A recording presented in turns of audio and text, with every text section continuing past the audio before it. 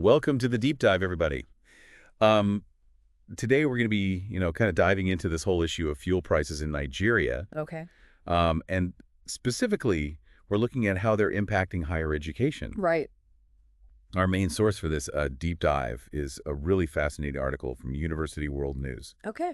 And it's got all these firsthand accounts from students and faculty who are trying to navigate this crazy situation. Yeah.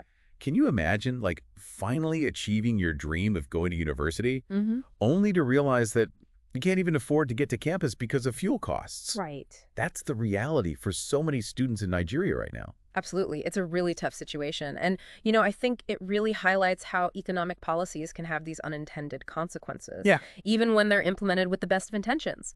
In this case, it all kind of kicked off in May 2023 when President Tinubu removed fuel subsidies. Okay. And his goal was to free up government funds for things like education and infrastructure. Okay, so that sounds like a logical goal. Right. But I'm guessing it didn't quite go as planned. Well, the immediate result was that fuel prices just skyrocketed. Oh, wow. They went from NGN 145 per liter to NGN 600 per liter. Wow, that's a huge jump. Yeah, and to really understand the impact of this, I think we need to break down what fuel subsidies actually are Okay. and why governments use them. Yeah, because I know they're supposed to keep fuel prices low for consumers, but I'm sure there's more to it than that. Right, exactly. So fuel subsidies are basically financial support from the government that artificially lowers the price people pay at the pump. Right.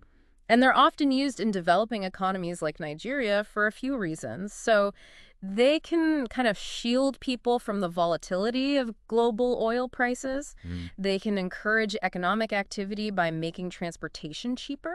Okay. And they can also ensure access to essential goods and services. So it's like a safety net in a way, Yeah. but it obviously comes with a cost, Yeah. right? Because President Tinubu decided to get rid of them. Exactly. Subsidies can be incredibly expensive for governments. Right. They drain funds that could be used for other really important things like healthcare Mm-hmm. or, ironically, education. Right. They can also lead to people using way too much fuel, overconsumption. Okay. And they can discourage investment in renewable energy sources. Oh, I see. Because why bother, right, Mhm. if fuel is already cheap? So it's kind of like a gamble then, removing subsidies. Yeah. The idea is to create these long-term benefits, Mm-hmm.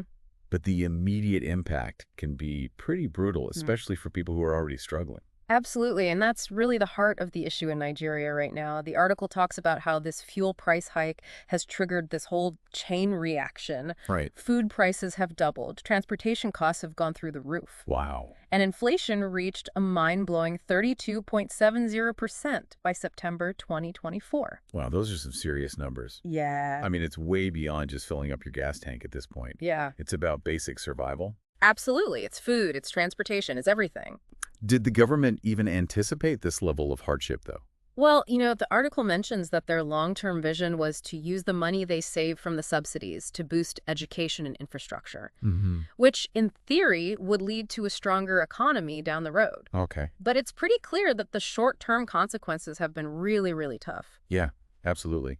And there's a story in the article about this law student, Ibrahim Abdkarim, at Usmanu Danfodio University, Sokoto. Right.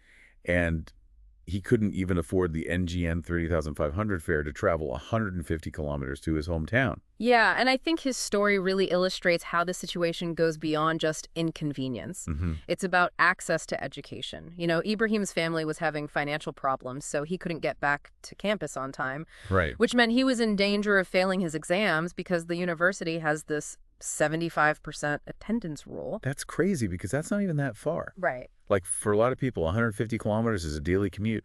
Exactly. It really shows how much these price hikes are impacting students' daily lives. I can't imagine Nigerians were too happy about all this. You're right. There were these massive hunger protests that broke out in August 2024 directly because of the fuel price increases and the rising cost of living. Yeah. People were really feeling the pressure, and they weren't afraid to make their voices heard. You also mentioned the Nigeria Labor Congress, or NLC, earlier. Right. What role did they play in all of this? So the NLC is this powerful trade union federation that represents the interests of Nigerian workers. Okay. And they basically accuse the government of breaking their promises about not raising fuel prices. hmm And they demanded that the government reverse the price hike that happened in September. So they were really stepping up to fight for the working class, who were getting hit the hardest by all of this. Absolutely. They were trying to be a voice for those who were struggling the most. But going up against a government like that is pretty risky, isn't it? Oh, definitely. The NLC president, Joe Aizuro, was actually arrested during those protests. Oh, wow. And it really shows how risky it can be to speak out against those in power.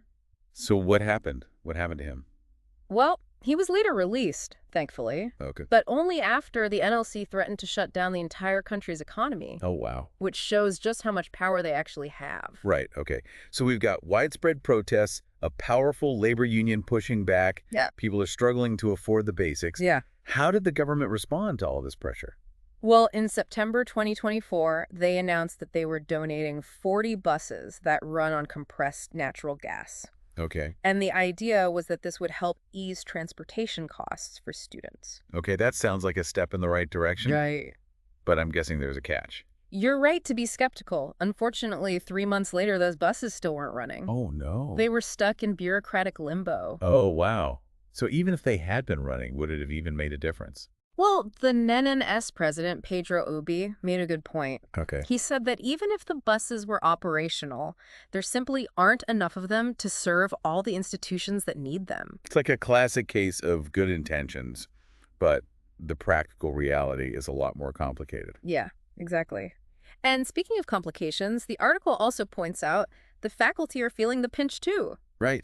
You know, it's not just the students who are struggling. What are they doing to try and cope with these rising costs? It's true, so many people just focus on the students, but the truth is that educators are dealing with this too. Right. The article mentions lecturers who are now taking commercial motorcycles to get to work Wow. because they just can't afford to put gas in their cars. Wow. Or students who are dipping into their business capital just to pay for their living expenses. Yeah. These little details really bring home the human cost of this whole crisis. Yeah, it's easy to get lost in the numbers and all the policy stuff. But these individual stories are a reminder that we're talking about real people's lives here. And so often, these are the most vulnerable people in society, the ones who are already struggling. Right. And it makes you wonder, like, what happens to the students who can't even afford the bus fare? Right. The ones who have to choose between buying food or textbooks? Yeah. What does this mean for their education, their careers, their futures? It's a tough question to think about. Yeah, And it makes finding a real solution even more important. absolutely. We've talked about different options like investing in public transportation, switching to renewable energy, Right. even the idea of a universal basic income. Mm-hmm. As we're wrapping up this deep dive, what stands out to you the most from everything we've talked about? You know, for me, it's the resilience of the people in Nigeria. Yeah. Even with all these huge challenges, they're figuring out ways to adapt. Right. They're continuing to learn, and they're still pushing for a better future. Yeah, you can really sense their determination in their stories. They're not giving up. It's really inspiring. And it shows the power of people coming together Mm-hmm. to demand change, to support each other, and to try to create a more hopeful future. That's a powerful message. Yeah. That even when things are tough, there's still hope. We've covered a lot of ground here. Yeah, we have. We've looked at the immediate impact of these fuel prices, Mm-hmm. and we've talked about some potential long-term solutions. Right.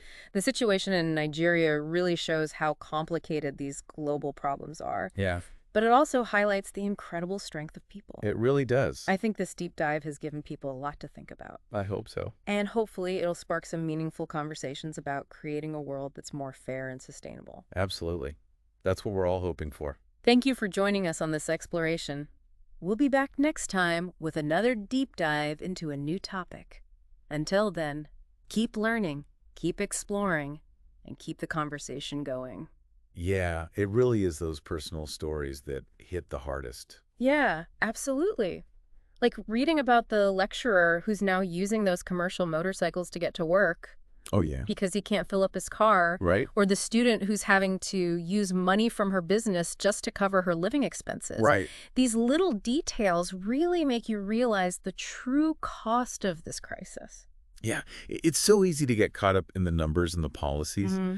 but it's important to remember that we're talking about real people's lives.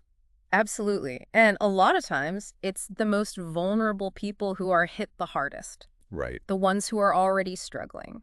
It makes you think, like, what about the students who can't afford the bus at all? The Yeah. ones who are forced to choose between food and textbooks. What's Yeah. going to happen to them? What will this mean for their education or their careers down the road? It's a scary thought, It is. and it makes finding a solution even more urgent. It does. We've talked about a lot of different options: Yeah. public transportation, renewable energy, Mm. even a universal basic income. Yeah. But as we're wrapping up this deep dive, what do you think is the most important takeaway?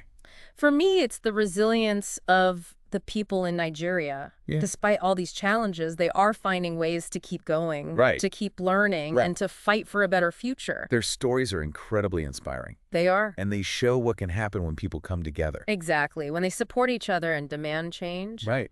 it gives you hope for the future. Absolutely. Mm. It's a reminder that even when things are tough, there's always hope. Mm-hmm. We've talked about a lot today, We have. from the immediate impacts of these fuel prices to potential long-term solutions. Yeah.